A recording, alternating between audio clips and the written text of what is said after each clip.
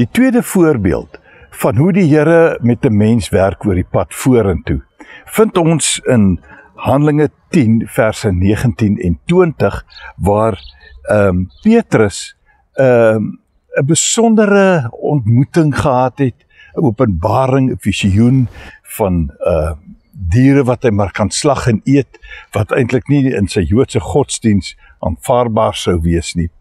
Nou, na hierdie dinge, terwyl hy nog hieroor dink, sien ek in die 19de vers, toe sê die Gees vir hom. Nou goed, die vertalers was vir ons goed om hierdie letter Gees met 'n hoofletter te skryf, want dit is verwysend na die Heilige Gees.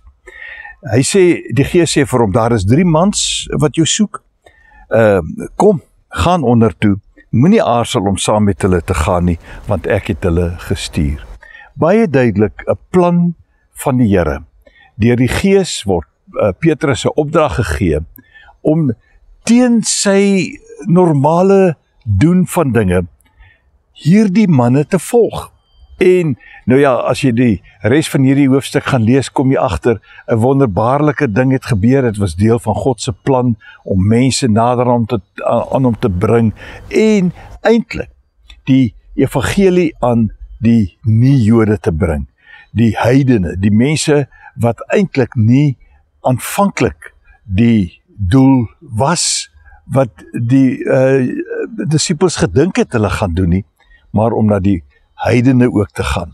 En as Petrus hier nie wou luister nie, sou hy 'n baie groot, kan ek sê, blessing van die Here gemis het.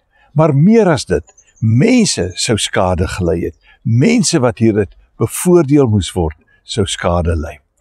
En weet jy, ek het al soveel male agterna besef, eintlik moes ek iets op 'n ander manier gedoen het.